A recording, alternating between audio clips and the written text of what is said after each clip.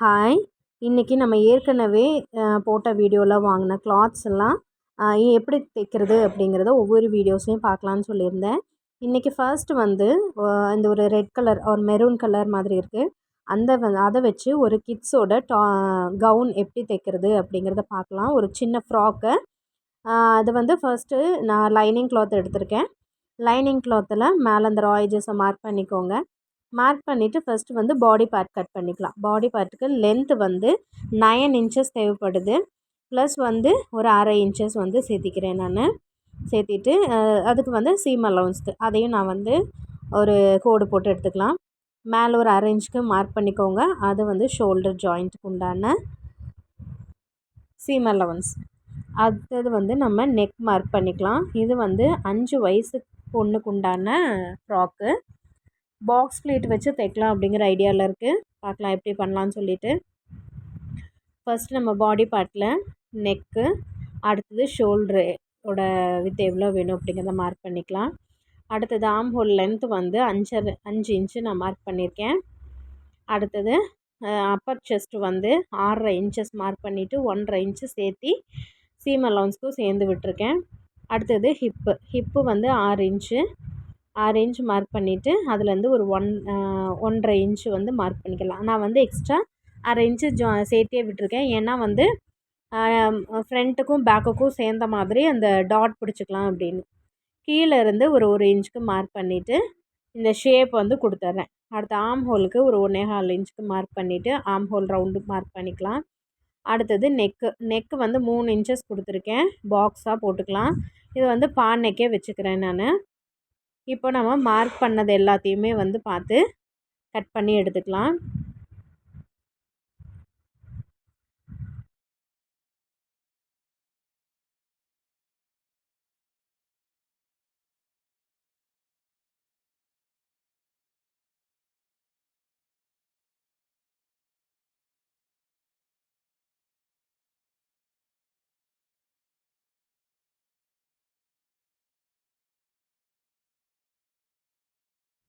Body part cut பண்ணியாச்சு. லைனிங்கில் cut பண்ணினதை இப்போ நான் மெயின் கிளாத்தில் கட் பண்ணுறேன். மெயின் கிளாத்தில் இது பார்த்துக்கோங்க எவ்வளோ இருக்குதுன்னு சொல்லிவிட்டு 2 பீஸாக வச்சு கட் பண்ணிக்கலாம். இந்த கிளாத்து வந்து நான் பார்க்கும்போது லென்த்து 2 மீட்ரு நான் இதை எடுத்திருக்கேன். ஆனால் ப்ரெத்து பார்த்திங்கன்னா நல்லா ஹைட் நல்ல வித்து வந்து அதிகமாகவே இருக்குது இந்த கிளாத்தில். ஸோ தாராளமாக தைக்கலாம். ஆனால் தண்ணியில் போட்டதுக்கப்புறம் எப்படி வரும் அப்படிங்கிறதையும் நான் வந்து ஃபர்ஸ்ட் வாஷ் பண்ணதுக்கப்புறம் கூட நான் ரிவ்யூ எப்படின்னு சொல்கிறேன் நான். இது வந்து நான் வந்து பாடி பார்ட்டை 2 பீஸாக வச்சு தனித்தனியாக கட் பண்ணி எடுத்துக்கிறேன்.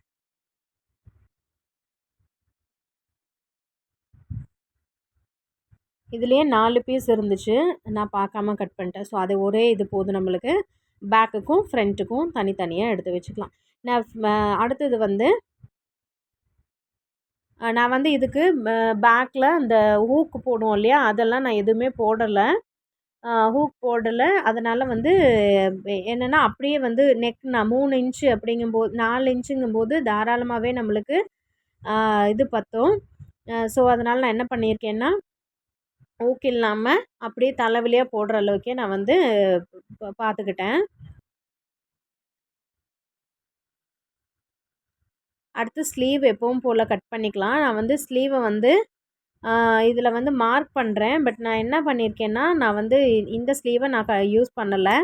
நான் அதுக்கு பதிலாக என்ன பண்ணுறேன்னா இப்போ நான் கட் பண்ணிக்கிறேன். ஃபுல்லாகவே வந்து இப்படி ஒரு ட்ரையாங்கிள் ஷேப்பில் நான் எடுத்துக்கிறேன். எடுத்துகிட்டு இது ஒரு சின்ன ஒரு பாக்ஸ் ப்ளீட் வச்சு பஃப் மாதிரி கன்வெர்ட் பண்ணிக்கலாம். இது நான் அப்படியே வச்சுருக்கேன். சென்டர் பார்ட் மட்டும் அந்த குட்டி கட் பண்ணி வச்சுக்கோங்க. கடைசியில் அது எப்படி தைக்கும்போது உங்களுக்கு கரெக்டாக எப்படி சொல்கிறது அப்படிங்கிறத நான் காமிக்கிறேன். ஸோ லென்த்தான பீஸு நான் இந்த மாதிரி இந்த பாக்ஸ் வந்து இப்படி ஒரே ஒரு பாக்ஸ் மட்டும் நான் வந்து இதில் ப்ளீட் வச்சு காமிக்கிறேன். பட் எனக்கு வந்து அது செட் ஆகலை. நான் வந்து இதே மாதிரி ஏற்கனவே இருக்கே அப்படிங்கிறங்காட்டி சிங்கிள் ப்ளீட் மட்டும் வைக்கிறேன் நான். அதாவது சிங்கிள் பாக்ஸ் ப்ளீட் மட்டும் வைக்க போகிறேன். தைக்கும்போது அதை பார்த்துக்கலாம். இப்போ நான் இதை மீதி இருக்கிற கிளாத்தை வந்து நான் என்ன பண்ணுறேன்னா அப்படியே நான் வந்து இதுக்கு யூஸ் பண்ணிக்கிறேன். இது வந்து நான் என்னென்னா 1 மீட்டர் தான் எடுத்திருக்கேன் நான். கிட்டத்தட்ட எனக்கு 1.5 மீட்டர் வந்து எனக்கு இதுக்காக செலவாச்சு. 1/2 மீட்டர் வந்து எனக்கு எக்ஸ்ட்ராவே இருந்தது. ஸோ 1.5 மீட்டர் வந்து போதுமானது மேலே பாடி பார்ட்டுக்கும் ஸ்கர்ட் பார்ட்டுக்கும். ஸோ வந்து கைக்கும் இதுக்கும் எடுத்தது போக மிச்சம் இருக்க கிளாத்தை நான் அப்படியே யூஸ் பண்ணிக்கிறேன். இப்போ வந்து ஸ்டிச்சிங் எப்படிங்கிறத பார்க்கலாம். ஃபர்ஸ்ட் வந்து பாடி பார்ட்டை நல்ல பக்கத்துக்கு மேலே லைனிங்கை வச்சு நெக்கை ஃபஸ்ட்டு ஃபினிஷ் பண்ணிக்கலாம். நெக் ஃபினிஷ் பண்ணிவிட்டு எக்ஸஸாக இருக்கிற கிளாத்தை கட் பண்ணிவிட்டு சைடில் இந்த நெக் அப்படிங்கிறங்காட்டி என்ன பண்ணுறேன்னா 2 கட் கொடுக்க போகிறேன். கட் கொடுத்துட்டு அந்த அந்த எண்டில் எட்ஜில் இருக்கு இல்லையா, எட்ஜில் வந்து ஒரு சின்ன கட் கொடுத்துட்டோம்னா ஈஸியாக நம்மளுக்கு வந்து திரும்பி கொடுக்கும். ஸோ அதுக்காக தான் அந்த நெக்கில்ங்கிறங்காட்டி இந்த 2 பக்கம் மட்டும் இந்த சின்ன கட் கொடுத்தோம்னாலே போதுமானது. அப்படியே நம்ம திருப்பிக்கலாம். இப்போ லைனிங்கை திருப்பிட்டு கழுத்தை சுற்றியும் வந்து ஒரு படிமான தையல் போட்டுக்கலாம்.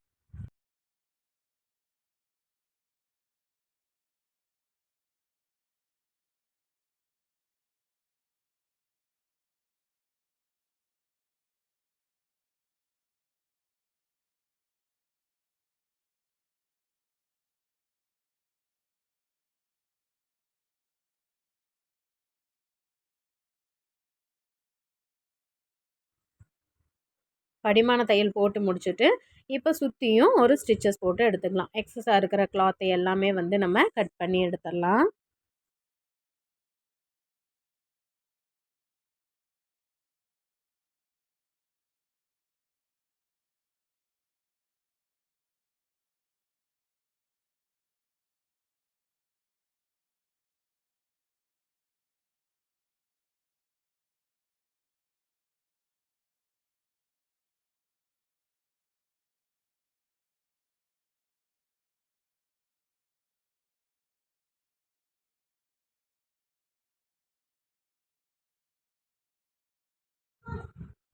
டாட் பிடிக்கிறதுக்கு நான் சென்டர்லேருந்து 3 இன்ச்சுக்கு வந்து கரெக்டாக அந்த பக்கமும் இந்த பக்கமும் 2 சைடும் ஒரே மாதிரி மார்க் பண்ணிக்கிறேன். லென்த்து வந்து 3 இன்ச்சு.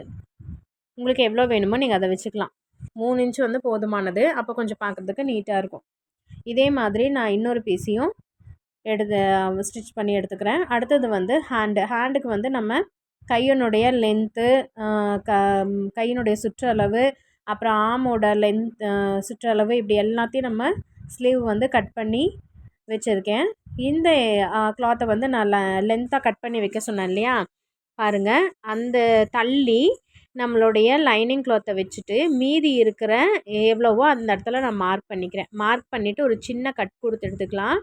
அதை வந்து நம்ம சென்டர் மார்க்கோட இப்படி வைக்கணும். அந்த சைடு இருந்து மடிச்சிட்டும் இந்த சைடு இருந்தும் ஒரு ப்ளீட் ஆப்போசிட்டுக்கு வச்சு அந்த எட்ஜில் நான் தையல் போட்டுக்கிறேன். ஸோ வந்து இது ஒரு சிம்பிளான பஃப்பு. நம்ம வந்து ஒவ்வொரு சின்ன சின்ன விஷயங்க இப்படி பண்ணும்போது நம்மளுக்கு இன்னமும் வந்து நம்ம இதில் வந்து இதாகிட்டே வரலாம். நமக்கு வந்து எக்ஸ்பீரியன்ஸ் கிடச்சிக்கிட்டே இருக்கும். ஸோ அதனால் வந்து நம்ம ஒவ்வொரு ஸ்லீவ்ஸும் ஒவ்வொரு மாதிரி பண்ணலாம். நான் இந்த மாதிரி ஸ்லீவோட டிசைன்ஸ் வந்து தனியாகவே ஒவ்வொரு இதுலேயும் நான் போடுறேன். இனி வர வீடியோஸில் வந்து அதை போடுறேன். இப்போ வந்து மேலோட்டமாக இருக்கிறத மட்டும் நம்ம பார்த்துக்கலாம். லைனிங் கிளாத்தை மெயின் கிளாத்துக்கு மேலே வச்சு தைச்சிட்டு அதுக்கு மேலே ஒரு படிமான தையல் போட்டுட்டு அப்படியே நம்ம திருப்பிக்கலாம். இது நல்ல ஒரு ரஃப்பான கிளாத். அதனால் என்னென்னா நம்ம எப்படிலாம் திருப்புறோமோ அப்படியெல்லாம் அது ஆட்டோமேட்டிக்காக திரும்பி கொடுக்குது. ஸோ இது வந்து இனி யூஸ் பண்ணும்போது தான் அதனுடைய குவாலிட்டி எப்படி இருக்கும் அப்படின்னு சொல்லி தெரியும். 59 rupees per மீட்டர் அப்படின்னு சொல்லி மாதாஜி கட் பீஸ் சென்டர் கோயம்புத்தூரில் வாங்கினது. இது எப்படி இருக்கிறதுங்கிறதையும் நான் சொல்கிறேன். இப்போ சுற்றியும் ஒரு தையல் போட்டுட்டு எக்ஸஸாக இருக்கிற கிளாத்தை வந்து கட் பண்ணி எடுத்துக்கலாம். ஸ்லீவ் இதே மாதிரி இன்னொரு ஸ்லீவும் ரெடி பண்ணி வச்சுக்கலாம்.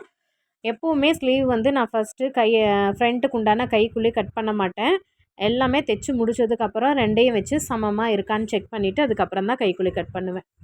அதே மாதிரி நான் 2யும் எடுத்து ரெடி பண்ணி வச்சுக்கிறேன். அடுத்தது ஸ்கர்ட் பார்ட் வந்து இது எனக்கு 19 இன்ச்சு வந்து தேவைப்படுது. 19 இன்ச்சு தான் லென்த்து தேவைப்படுது. மேலே இருக்கிறது ஒரு 9 ப்ளஸ் ஒரு 1 இன்ச்சு சேர்த்துனாலும் நமக்கு மொத்தமாக வந்து 29 இன்ச்சு வருது. ஸோ அது வந்து எக்ஸஸாகவே இருக்குது எனக்கு கிளாத். அதனால் நான் என்ன பண்ணியிருக்கேன்னா கீழே இருக்கிற கிளாத்தை மடித்து தான் வைக்க போகிறேன். நான் எக்ஸ்ட்ராவாக வந்து நான் கட் பண்ணி விட போகிறதில்ல. கிட்டத்தட்ட ஒரு 4 இன்ச்சுக்கு வந்து நமக்கு எக்ஸ்ட்ராவே கிளாத் இருக்கிறங்காட்டி கொஞ்சம் ப்ராடாக இருக்கட்டும் அப்படின்னு சொல்லி நான் வந்து அதை மடித்து வச்சுக்க போகிறேன். இப்போ வந்து இந்த கிளாத்தை 2ஆக கட் பண்ணி எடுத்துக்கலாம். இப்போ நான் பாடி பீஸ் இருக்கு இல்லையா, அதை நான் வச்சு பார்த்தேன். வச்சு பார்க்கும்போது கிட்டத்தட்ட நமக்கு 3 மடங்கான கிளாத்ஸ் இருக்குது. இந்த அளவுக்கு நமக்கு தேவைப்படாது. ஏன்னா குழந்தைக்கு நிறைய கிளாத்ஸ் வந்து நம்ம போட்டோம்னா அவங்களுக்கு வந்து கம்ஃபர்டபுளாக இருக்காது. ஸோ நமக்கு எவ்வளோ தேவையோ நம்ம ஃபஸ்ட்டு வந்து பாக்ஸ் ப்ளீட் வச்சு பார்க்கலாம்.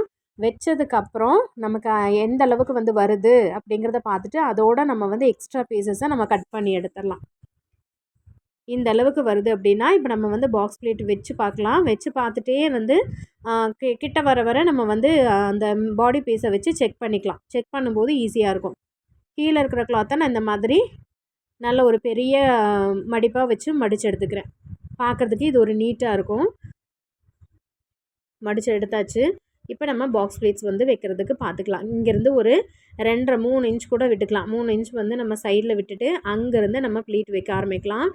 இப்போது ஒரு பக்கமாக நம்ம எப்படி அந்த ஸ்லீவுக்கு வச்சோம் அதே மாதிரி ஒரு பக்கமாக இந்த பக்கம் வச்சுட்டு அடுத்தது அதுக்கு அப்படியே ஆப்போசிட்டாக வைக்கணும். இதுதான் பாக்ஸ் ப்ளீட்டு. நம்ம பின்ன ஃபார்ம்ஸ்க்கெலாம் பார்த்துருப்போம் இல்லையா, ஸ்கூலில் போடுற பிள்ளைகளோட பின்ன ஃபார்ம்ஸ் எல்லாம் அதில் வந்து இதுதான் நம்ம வைப்பாங்க. ஸோ அதே மாதிரி ஒரு பக்கம் இப்படின்னா அடுத்த பக்கம் அப்படியே அதுக்கு ஆப்போசிட்டாக வந்து வைக்கணும். வைக்கும்போது நமக்கு ஒரு பாக்ஸ் ஆட்ட கன்வெர்ட் ஆகும். இதுதான் பாக்ஸ் ப்ளீட். ஸோ இதே மாதிரி நான் வந்து வேணுங்கிற அளவுக்கு நம்மளோட ஹிப்போட சுற்றளவு எவ்வளோ இருக்கோ அந்த அளவுக்கு வந்து நான் வந்து பாக்ஸஸ் வந்து கன்வெர்ட் பண்ணுறேன். பண்ணிவிட்டு எக்ஸஸாக இருக்கிற கிளாத்தை வந்து நம்ம கட் பண்ணி எடுத்துக்கலாம். ஸோ இது பார்த்திங்கனாலே நல்லா தெரியும், ரொம்ப அழகாகவே வந்திருக்கு. இப்போ நான் வந்து இடுப்போட சுற்றளவு எவ்வளோ இருக்குது அப்படிங்கிறத பார்க்கலாம். எனக்கு இன்னும் கொஞ்சமே ஜாஸ்தியாக இருந்தது, அதனால் நான் அதை வந்து எக்ஸ்ட்ராவாக இருந்ததை கட் பண்ணி எடுத்துக்கிறேன். இப்போ அயன் பண்ணும்போது இது சூப்பராக ஆகிடும். ஸோ இதை பற்றி கவலையே பட வேண்டாம். அடுத்தது நம்ம ஸ்டிச்சிங் வந்து மேலே இருக்கிற பாடி பார்ட்டும் கீழே இருக்கிற ஸ்கர்ட் பார்ட்டும் இப்படி ஒன்றுக்கு மேலே ஒன்று வச்சு நம்ம ஃபஸ்ட்டு தையல் போட்டு எடுத்துக்கலாம். கரெக்டாக இருக்கான்னு செக் பண்ணிக்கோங்க. கரெக்டாக இருக்குது. எனக்கு இடுப்போட சுற்றளவும் ஸ்கர்ட் பார்ட்டோட சுற்றளவும் கரெக்டாக இருக்குது. அதை வந்து நான் ஆரம்பத்துலேருந்தே ஜாயின் பண்ணிக்கிறேன்.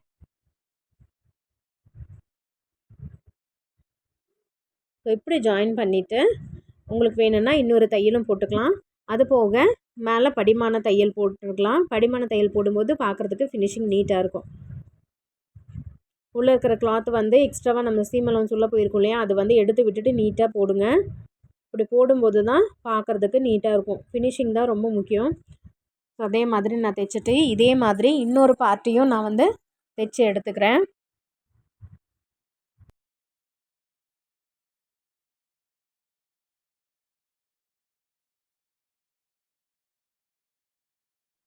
இன்னொரு பார்ட் நம்ம தைச்சி எடுத்தது ஒன்றுக்கு மேலே ஒன்று வச்சு நல்ல பக்கத்துக்கு மேலே நல்ல பக்கம் வச்சு ஷோல்டர் வந்து ஜாயின் பண்ணிக்கலாம். 1/2 இன்ச் வந்து நான் ஷோல்டருக்கு ஜாயின் பண்ணுறேன். டபுள் ஸ்டிச்சஸ் போட்டுக்கலாம். இன்னொரு ஷோல்டரையும் ஜாயின் பண்ணிக்கலாம். ஷோல்டர் ஜாயின் பண்ணிவிட்டு ரெண்டையும் ஓப்பன் பண்ணிவிட்டு அந்த இந்த எக்ஸ்ட்ரா இருக்கும் இல்லையா, அதை வந்து நம்ம என்ன பண்ணுறோன்னா இப்படி ஒரே பக்கம் பார்த்த மாதிரி மடித்து அதை வந்து மேலே ஒரு படிமான தையல் போட்டுக்கலாம். 2 பக்கம் அதே மாதிரி போட்டுக்கலாம். அடுத்தது நம்ம ஸ்லீவ் ஜாயின் பண்ணிக்கலாம்.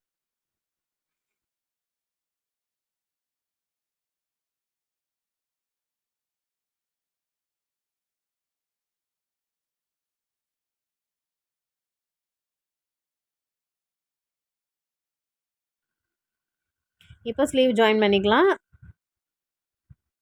சென்டர் வந்து மார்க் பண்ணிவிட்டு ஃப்ரண்ட் சைடு எது பேக் சைடு எது அப்படிங்கிறதையும் வந்து தெளிவாக பார்த்துக்கோங்க. நான் இதில் வந்து பேக்குக்கு வந்து ஊக் கொடுக்குறதோ ஜிப் கொடுக்குறதோ எதுவுமே கொடுக்கல. அதனால் ஃப்ரண்ட் பீஸ் எதுவோ அதை வந்து கரெக்டாக பார்த்து செக் பண்ணிக்கலாம். நான் வந்து ஃப்ரண்ட்டுக்கு ஒரு சின்ன மார்க் இது மட்டும்தான் போட்டிருக்கேன். டிசியில் வச்சு எழுத மட்டும்தான் செஞ்சுருக்கேன். ஸோ போடும்போது நம்ம கண்டிப்பாக வந்து மாறும். அதுக்கு ஏதாவது ஒரு அடையாளம் வந்து கொடுத்துக்கலாம். பட்டன்ஸ் ஏதாவது வச்சோம்னா வந்து டிஃப்ரென்ஸ் நம்மளுக்கு தெரிய ஆரம்பிச்சிடும். இதே மாதிரி சென்டர்லேருந்து எப்போவுமே ஸ்லீவ்ஸ் வந்து ஜாயின் பண்ணுங்கள். சென்டரில் இருந்து ஒரு பக்கம் இன்னொரு பக்கமும் தனித்தனியாக முடிச்சுட்டு அப்புறம் ஒரே பக்கமாக பார்த்து டபுள் ஸ்டிச்சஸ் போட்டுருங்க. கண்டிப்பாக ஸ்லீவ்ஸ்க்கெலாம் 2 ஸ்டிச்சஸ் தேவைப்படும். இல்லைன்னா 2-3 வாஷ்லேயே வந்து தையல் வந்து பிரிஞ்சுட்டு வந்துடும். இதே மாதிரி இன்னொரு பக்கமும் நம்ம போட்டுக்கலாம். நீட்டாக இருக்குது பார்க்குறதுக்கு. இந்த இதுலேயே வந்து செக்குடு இருக்கிறங்காட்டி இந்த பாக்ஸ் ப்ளீட்டுக்கு வைக்கிறங்காட்டி ரொம்பவே நீட்டாக இருக்குது பார்க்குறதுக்கு. ஸோ இப்போ வந்து நம்ம சைடு வந்து ஜாயின் பண்ணிக்கலாம். உள் பக்கமாக திருப்பி கையினுடைய சுற்றளவு, அப்புறம் ஆர்ம் ஹோலோட சுற்றளவு, அப்புறம் அப்பர் செஸ்ட்டு, அப்புறம் ஹிப்பு, இப்படி எல்லாத்தையும் வந்து கரெக்டாக ஃபஸ்ட்டு மார்க் பண்ணிக்கணும். மார்க் பண்ணிவிட்டு மேலேருந்து இடுப்பு வரைக்கும் ஒரு தையல் போட்டுட்டு, அங்கே இடுப்புக்கும் கீழே ஒரு 2 இன்ச்சுக்கு ஸ்டிச்சஸ் கொண்டு வந்துட்டு, அப்புறம் சைடில் வந்து ஒரு 1/2 இன்ச்சுக்கு அங்கேருந்து கீழே வரைக்கும் ஒரு 1/2 இன்ச்சுக்கு மட்டும் ஸ்டிச் பண்ணால் போதும். இதே மாதிரி நம்ம எக்ஸ்ட்ரா தையல் போடுவோம் இல்லையா, ஒரு 2 தையல் 3 தையல் போட்டுக்குவோம். அதே மாதிரி போட்டு எடுத்துக்கலாம். ஸோ முடிச்சுட்டு பார்த்தா ரொம்பவே அழகாக வந்திருந்துச்சு. எங்கள் பாப்பாவுக்கு போட்டுட்டு அந்த இதில் வந்து நான் போஸ்ட்டில் வந்து எப்படி இருக்குது அப்படிங்கிறதையும் அந்த பிக்சரையும் நான் ஆட் பண்ணுறேன். இது ஃபினிஷிங் முடித்ததுக்கப்புறமும் இந்த பிக்சர் ஆட் பண்ணியிருக்கேன். ஸோ இந்த மாதிரி வீடியோஸ் வந்து உங்களுக்கு பிடிச்சிருந்துச்சுன்னா ப்ளீஸ் நம்மளோட சேனலுக்கு லைக் பண்ணுங்கள், ஷேர் பண்ணுங்கள், மறக்காமல் சப்ஸ்கிரைப் பண்ணி சப்போர்ட் பண்ணுங்கள். இதுதான் இதனோட ஃபைனல் லுக். ரொம்ப அழகாக வந்திருக்கு. ஸோ தேங்க்யூ ஃபார் வாட்சிங். பாய்.